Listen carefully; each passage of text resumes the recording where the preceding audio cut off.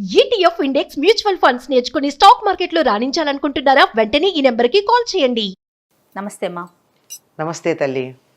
అమ్మా, ఏ పనిలో అయినా విజయం సాధించాలని ప్రతి ఒక్కరికి ఉంటుందమ్మా. ఉంటుందమ్మా, సహజం.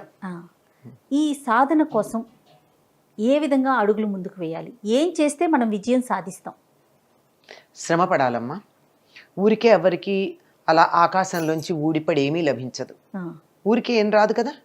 ప్రతి దానికి కూడా నువ్వు ఏదన్నా వెచ్చిస్తే దానికి ఫలితం ఉంటుంది. నువ్వు కొంత ఖర్చు పెట్టాలి కదా. ఏమీ పెట్టను, నాది నా దగ్గరే ఉండాలి, నాకు అన్నీ రావాలి అంటే కనీసం పూర్వజన్మలో చేసిన పుణ్యబలం అన్నా ఉండాలి. అది ఉందో లేదో మనకి తెలియదు. ఉన్నా కానీ దానికన్నా ఎక్కువగా ఫలితం పొందొచ్చు కదా. నాకు పూర్వజన్మలో చేసిన పుణ్యబలం ఇంతుంటే నాకు ఇంత ఫలం కావాలంటే ఇంకొంచెం కష్టపడచ్చు కదా. అవును అవును. కనుక తప్పనిసరిగా భగవంతుడు మనకి బోలుడు ఉపకరణాలు ఇచ్చాడు, గొప్ప శరీరం ఇచ్చాడు, ఈ శరీరానికి ఉన్న అవయవాలన్నీ ఇచ్చాడు, ఇవన్నీ పనిచేయించడానికి మనసుని ఇచ్చాడు. జంతువులకి వేటికి లేనటువంటి మనసు, ఆలోచన, మాట ఇలాంటివన్నీ కూడా ఇచ్చాడు. వీటన్నింటిని ఉపయోగించుకుని శ్రమ పడాలి. దాంతో పాటుగా ఇంకోటి ఏమిటంటే మధ్యలో మనం విజయం సాధించాలంటే దేని గురించి ఏ రంగంలో విజయం సాధించాలనుకుంటున్నామో దాని మీదే దృష్టి పెట్టాలి కానీ పక్క చూపులు చూడకూడదు. ఇది ప్రధానం కదమ్మా. ఎప్పుడు కూడా అంతే.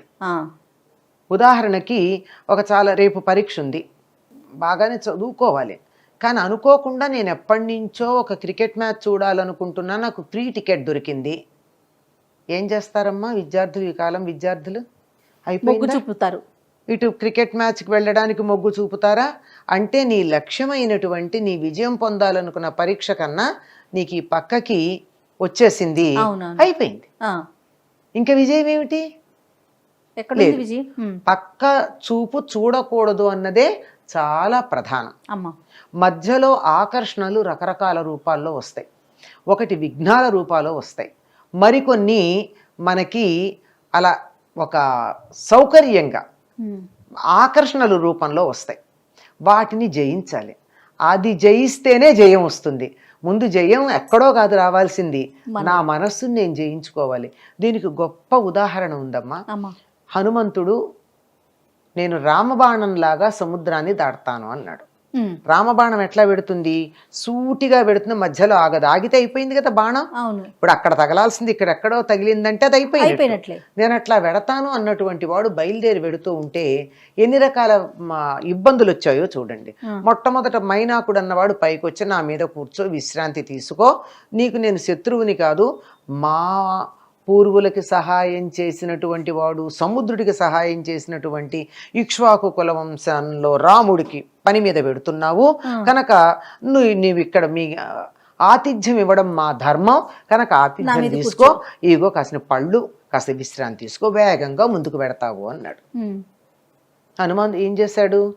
నేను వాటిని స్వీకరించినట్టుగా భావించు అని ముట్టుకుని ముందుకు వెళ్ళిపోయాడు తప్ప ఆగల. చూడండి, అంటే ఆకర్షణ రూపంలో వచ్చింది. అది ఆకర్షణలుగా మనకు వచ్చే చిన్న చిన్న ప్రయోజనాలు ఉంటాయే, వాటి రూపంలో వచ్చిన దాన్ని దాటితే తప్ప ముందుకెళ్ళలేం.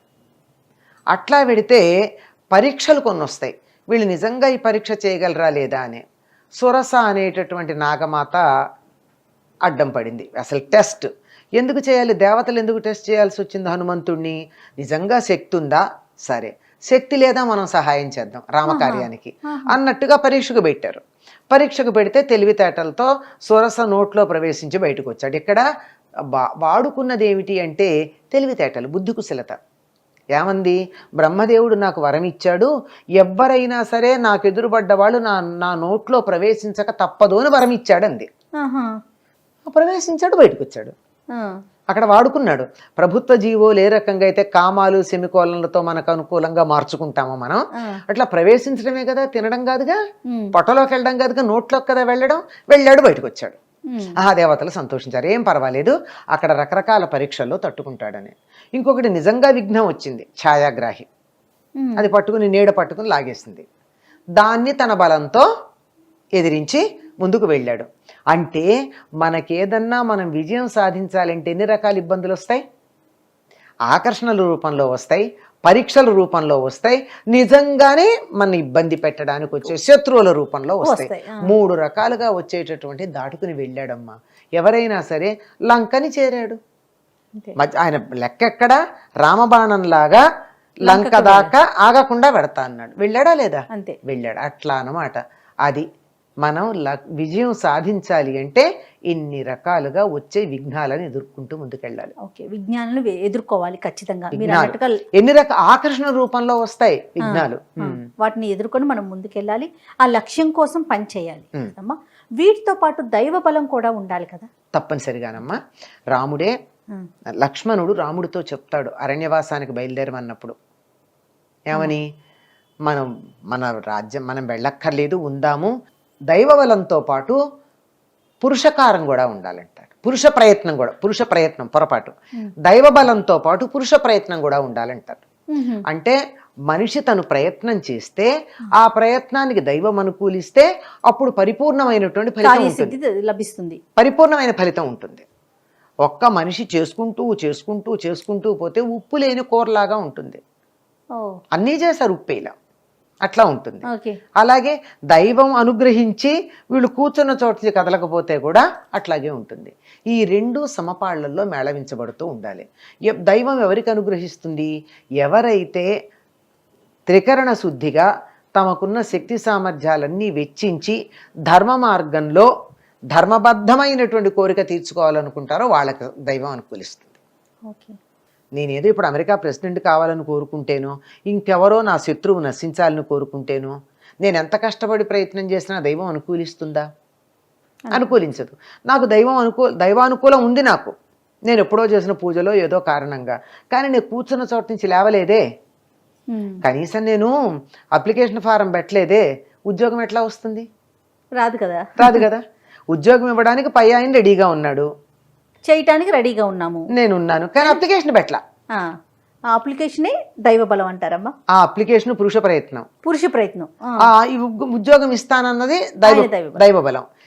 ఈ రెండింటి యొక్క సంయోగం కావాలి అనడానికి కూడా హనుమంతుడే ఉదాహరణ. లంకలో ప్రవేశించాడు, వెతికాడు, ఎంతో వెతికాడు, దొరకలా సీతాదేవి. అప్పుడు ప్రార్థన చేశాడు. అప్పుడు ఏం చేశాడమ్మా హనుమాన్? భగవంతుని తలుచుకున్నాడు, ప్రార్థించాడు. ఏంటి ఇన్ని శక్తుల్ని ఎదుర్కొని ఇక్కడికి వచ్చిన తర్వాత కూడా కదా శక్తి యుక్తులతో ముందుకు వచ్చారు, లంక దాకా వచ్చాడు, సీతమ్మ కనిపించలే.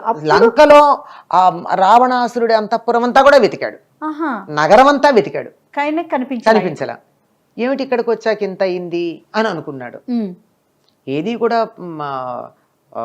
నిష్ప్రయోజనం అవ్వకూడదు కదా అని ఏదో జ్యోతిష్ శాస్త్ర ప్రకారం ఇది దీర్ఘమైనటువంటి రాత్రి, తప్పనిసరిగా విజయమే లభిస్తుంది, కానీ అక్కడ దొరకట్లేదు అని అనుకుంటాడనమాట.